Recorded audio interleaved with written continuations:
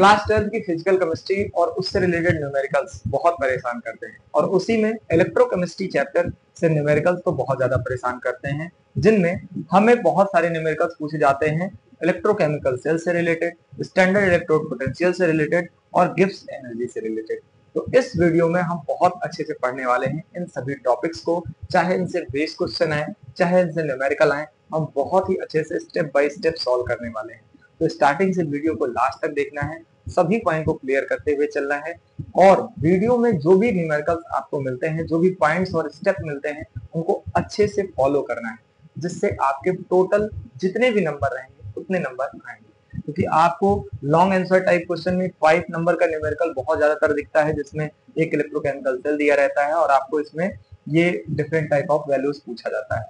तो इस न्यूमेरिकल की नंबर जो होते हैं वो 5 नंबर्स का होता है, तो इसीलिए मैंने +5 नंबर लिखा हुआ है कि आपको इसमें 5 नंबर तो 5 नंबर्स तो क्लियर ही होने वाले हैं। तो स्टार्टिंग से वीडियो को लास्ट तक देखिएगा, वैसे भी 5 नंबर से ज्यादा ही न्यूमेरिकल इससे ऐड होते हैं। तो चलिए स्टार्ट करते हैं अपने वीडियो को।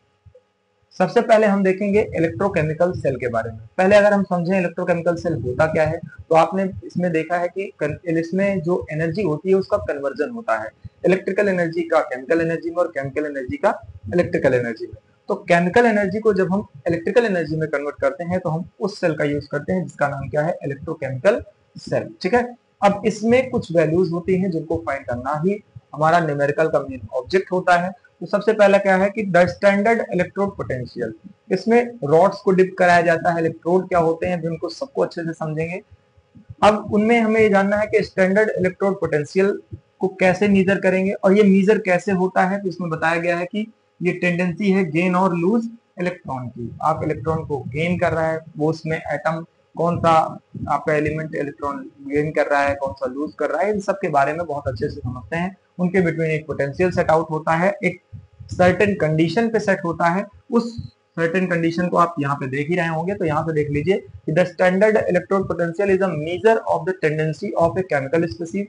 जो केमिकल स्पीसीज में मिलाया गया है उसकी टेंडेंसी है क्या मेजर करने की, टू गेन और लूज इलेक्ट्रॉन, कि कितना इलेक्ट्रॉन को लूज किया है, कितना इलेक्ट्रॉन को गेन किया है अंडर स्टैंडर्ड कंडीशन। एक स्टैंडर्ड कंडीशन होती है जिसमें 298 केल्विन आपका क्या रहता है, टेम्परेचर रहता है, और 1 एटीएम आपका प्रेशर रहता है, जिसमें 1 मोल कंसंट्रेशन भी आपके दोनों इलेक्ट्रोड्स की रहती है। फिर क्या फाइंड करना होता है, गिब्स एनर्जी, और द गिब्स एनर्जी और गिब्स फ्री एनर्जी। अब देखिए ये गिब्स एनर्जी होती क्या है, जब कोई भी प्रोसेस होता है इसमें प्रोसेस होने के लिए एनर्जी रिक्वायर्ड होती है। अब अगर सिस्टम खुद ही लगा दे रहा है और सिस्टम किसी से ले रहा है तो वो 2 टाइप की एनर्जीज हो जाती हैं। तो उन्हीं के बेस पे गिब्स एनर्जी की टेंडेंसी होती है, जो कि क्या रिप्रेजेंट करती है, स्पॉन्टेनिटी रिप्रेजेंट करती है। तो स्पॉन्टेनिटी का मतलब क्या होता है कि रिएक्शन आपका खुद से हो रहा है यानी कि स्पॉन्टेनियस है, या फिर उसको एनर्जी की रिक्वायरमेंट है यानी कि नॉन स्पॉन्टेनियस है। क्लियर, तो इसको भी हम वैल्यू इसकी भी फाइंड करने वाले हैं। तो चलिए पहले समझते हैं कि इलेक्ट्रोकेमिकल सेल क्या होता है। इलेक्ट्रोकेमिकल सेल में पहले हम देखेंगे कि हमें 2 आपको सॉल्यूशंस दिखाई देंगे। एक सॉल्यूशन आपका होगा किसका, कॉपर सल्फेट का। एक सॉल्यूशन आपका किसका रहेगा, कॉपर सल्फेट का। एक सॉल्यूशन आपका किसका रहेगा, जिंक सल्फेट का। अब एक चीज और ध्यान रखना है कि ये जो रॉड्स आपको दिखाई दे रही हैं, ये है कॉपर की रॉड। किसकी रॉड है, कॉपर की। और ये आपको जो रॉड दिखाई दे रही है ये है आपकी जिंक की रॉड। किसकी रॉड है, जिंक की। तो ये चीज ध्यान रखिएगा कि एक आपकी रॉड किसकी होती है, जिंक की, और एक आपकी रॉड किसकी होती है, कॉपर की। क्लियर है। अब आपको ये पता चल गया है कि इसमें जो सॉल्यूशन डाला गया है जिंक सल्फेट का, इसमें डाला गया है कॉपर सल्फेट का। होता क्या है कि आपने इलेक्ट्रोड पोटेंशियल पढ़ा होगा। ये क्या है, इलेक्ट्रोड है। इसको हम बोलते क्या है, थोड़ा सा इसके बारे में जान लेते हैं। इसे हम बोलते हैं कैथोड और इसे हम बोलते हैं एनोड। तो इलेक्ट्रोकेमिकल सेल में आपको दिखाई दे रहा है कि जिंक जो है वो एनोड है, जिंक की रॉड को पर एनोड है और कॉपर की रॉड पे कैथोड है। अब प्रोसेस कैसे स्टार्ट होगा, ये प्रोसेस होगा स्पॉन्टेनियस। कैसा होगा, स्पॉन्टेनियस। अब सर अगर स्पॉन्टेनियस होगा तो कुछ ना कुछ तो गिब्स एनर्जी में चेंज आएगा, क्योंकि वो स्पॉन्टेनिटी बताती है। हाँ, गिब्स एनर्जी जो हो जाएगी वो नेगेटिव हो जाएगी। क्या हो जाएगी, नेगेटिव। क्यों, क्लियर, बात समझ में आ रही है कि किस लिए इसकी सिस्टम की एनर्जी नेगेटिव हो जाएगी, क्योंकि इसमें सिस्टम खुद ही अपनी एनर्जी को लगाएगा। क्लियर। तो इलेक्ट्रोकेमिकल सेल में कैसा प्रोसेस होता है, स्पॉन्टेनियस, और गिब्स एनर्जी क्यों नेगेटिव होती है ये भी आप समझ गए। अब पॉइंट आता है कि सर इसमें प्रोसेस होगा कैसे। देखिए जैसे ही इस रॉड को हम इसमें डिप करेंगे, ये रॉड धीरे धीरे मेल्ट होना स्टार्ट होगी, तो स्पॉन्टेनियस प्रोसेस है तो खुद से होगी। अब जब ये मेल्ट होगी तो इसमें ये जो जिंक की रॉड है ये ब्रेक होगी Zn+2 और 2e माइनस। 2e माइनस का मतलब इलेक्ट्रॉन को लूज करना, यानी कि Zn की जो रॉड है वो ब्रेक हो रही है Zn+2 e माइनस, है ना। यहाँ पे देखो Zn+2 क्यों लिखा गया, क्योंकि इसने 2 इलेक्ट्रॉन निकाले हैं। आपको थॉमसन मॉड्यूल में बताया गया था कि इलेक्ट्रिकली कोई भी एटम क्या है, न्यूट्रल है, कोई भी एलिमेंट क्या है, न्यूट्रल है। तो जितने इलेक्ट्रॉन उतने प्रोटॉन, तो जितना 2 इलेक्ट्रॉन निकाला है तो 2 प्रोटॉन इस पे बढ़ गए, तो पॉजिटिव में लिखा जा रहा है। क्लियर है, समझ में आ गया। सर इस प्रोसेस को क्या हम ऑक्सीडेशन बोल सकते हैं? हाँ बोल सकते हैं। क्यों बोल सकते हैं सर? क्योंकि इसमें इलेक्ट्रॉन को क्या कर रहा है, लूज कर रहा है। कौन लूज कर रहा है? जिंक। क्लियर हो गया। इसके बाद जैसे ही ये इलेक्ट्रॉन को लूज करेगा एक सॉल्यूशन में आयनाइज हो जाएगा। क्लियर है। अब यहाँ पे कॉपर के साथ क्या होगा, कॉपर सल्फेट में भी कुछ ना कुछ चेंजेस आएंगे, बट वो यहाँ के प्रोसेस पे डिपेंड करेंगे। कैसे? यहाँ से जैसे ही ये रॉड डिप होना स्टार्ट होगी, इसमें Zn+2 ब्रेक होना स्टार्ट होगा 2e माइनस। ठीक है, तो 2e माइनस के जो इलेक्ट्रॉन है वो आपके इस पर बढ़ना स्टार्ट हो जाएंगे, यहाँ पे इंक्रीज होना स्टार्ट हो जाएंगे, और जो आपका Zn+2 है वो आपके सॉल्यूशन में इंक्रीज होना स्टार्ट हो जाएगा। तो पॉजिटिव चार्ज यहाँ बढ़ रहा है, नेगेटिव चार्ज यहाँ बढ़ रहा है। तो धीरे धीरे अब इलेक्ट्रॉन्स को हम इन दोनों इलेक्ट्रोड्स को या सॉल्यूशन को हम एक वायर के, कंडक्टिंग वायर के थ्रू कनेक्ट कर देते हैं। तो ये इलेक्ट्रॉन क्या होंगे, इसी के थ्रू फ्लो करते हुए आपके इधर साइड से कहाँ आएंगे, इस कॉपर की रॉड पे आएंगे। जैसे इस कॉपर की रॉड पे आएंगे, इसमें बैठा हुआ जो कॉपर CuSO4 सॉल्यूशन है ये ब्रेक हो जाएगा Cu+2 और SO4 2 माइनस में। तो जैसे यहाँ पे 2e माइनस के इलेक्ट्रॉन आए हैं, ये इसको लेके यहाँ पे इनको गेन करेगा। तो यहाँ से अब क्या बढ़ने लग जाएंगे सॉल्यूशन में, SO4 2 माइनस आयन इंक्रीज होने लग जाएंगे, और क्या डिक्रीज होने लग जाएगा यहाँ पे आपका कॉपर सल्फेट इस पे ऐड होने लग जाएगा, सॉरी कॉपर, ओनली कॉपर+2। तो कॉपर क्या कर रहा है, इन इलेक्ट्रॉन्स को एक्सेप्ट कर रहा है।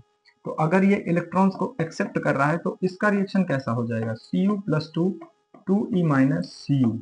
तो ये सॉलिड फेज में आ रहा है। ठीक है, क्लियर हो गया। तो ये एक्वस में था, यहाँ पे आयनाइज फॉर्म में था, यहाँ से ब्रेक होके इन इलेक्ट्रॉन्स को एक्सेप्ट कर रहा है। तो देखिए इलेक्ट्रॉन्स इधर आ रहे हैं, कॉपर इलेक्ट्रॉन्स को एक्सेप्ट करके यहाँ पे स्टिक हो जा रहा है, चिपक जा रहा है इलेक्ट्रोड पे।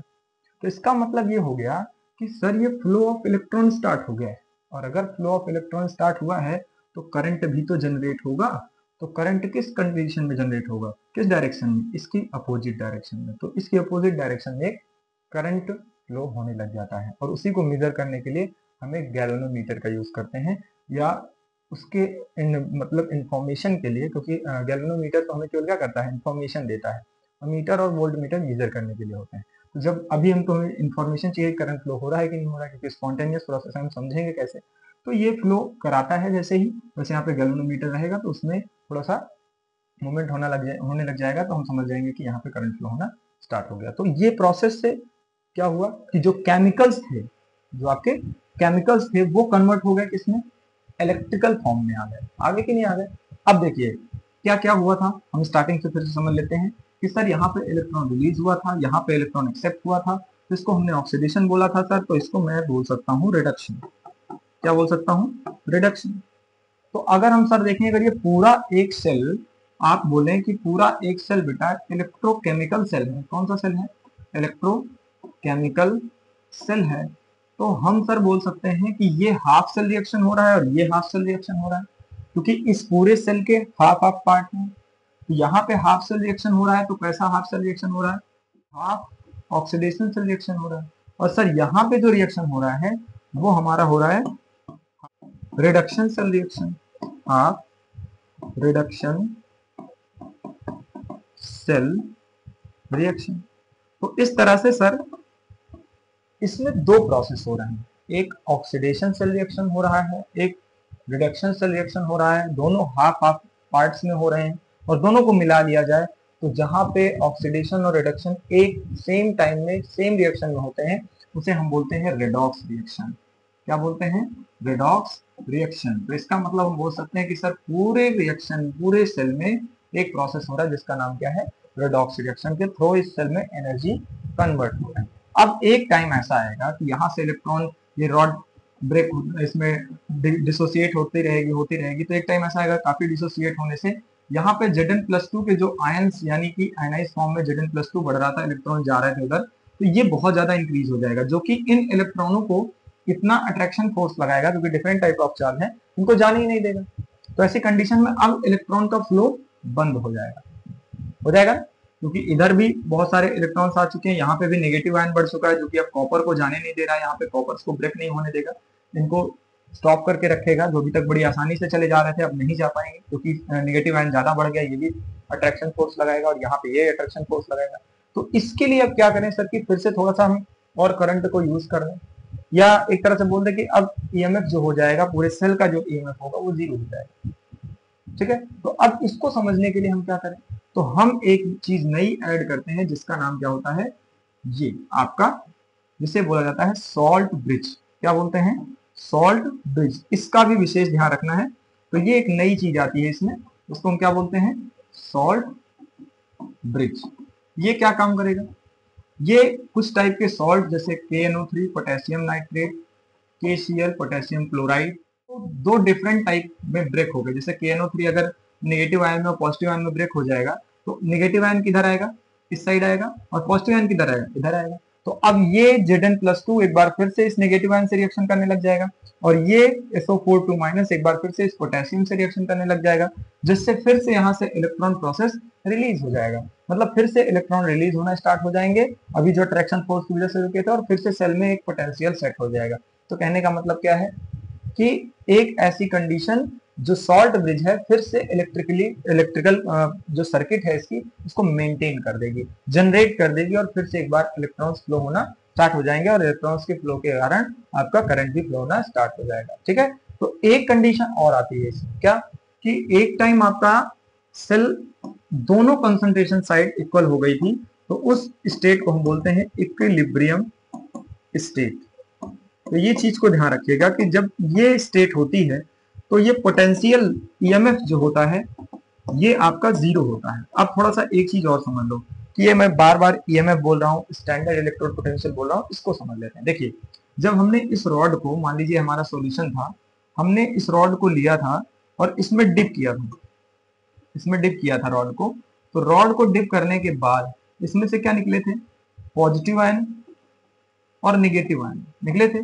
तो ये बताओ, ये नेगेटिव टर्मिनल हो गया, ये पॉजिटिव टर्मिनल हो गया, तो इसके बिटवीन एक पोटेंशियल लगा था। क्या लगा था, पोटेंशियल, दो टर्मिनल्स के बिटवीन। ठीक है, तो उसी पोटेंशियल को हम कैसा पोटेंशियल बोलते हैं, इलेक्ट्रोड पोटेंशियल बोलते हैं। क्या बोलते हैं, इलेक्ट्रोड पोटेंशियल। अगर यही चीज एक सर्टेन कंडीशन में होती, सर्टेन कंडीशन का मतलब जैसे हम 25 डिग्री सेल्सियस या एक तरह से बोलते हैं 298 केल्विन और 1 एटीएम प्रेशर पे होती है, तो इसे हम बोलते हैं स्टैंडर्ड इलेक्ट्रोड पोटेंशियल। बात समझ में आ गई।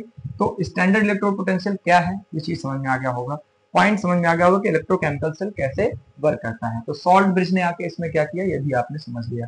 सॉल्ट ब्रिज कैसे कैसे सॉल्ट्स का आप यूज कर सकते हैं, ये भी आप समझ रहे होंगे, और भी बहुत सारे टाइप के आपके सॉल्ट्स होते हैं। तो कैसे वर्क करता है इलेक्ट्रोकेमिकल सेल, कैसे इसने केमिकल ZnSO4 और कॉपर सल्फेट को लेके उस एनर्जी को कन्वर्ट कर दिया इलेक्ट्रिकल एनर्जी में, ये केमिकल एनर्जी को इलेक्ट्रिकल एनर्जी में कन्वर्ट कर रहा था, इसने खुद से प्रोसेस स्टार्ट किया। इसका मतलब हो गया कि इसने स्पॉन्टेनियस रिएक्शन शो किया। इसमें जो प्रोसेस हुए, एक जगह इलेक्ट्रॉन लूज हुआ तो हमने इसको ऑक्सीडेशन प्रोसेस बोला, एक जगह पे इलेक्ट्रॉन एक्सेप्ट हुआ उसे हमने रिडक्शन प्रोसेस बोला।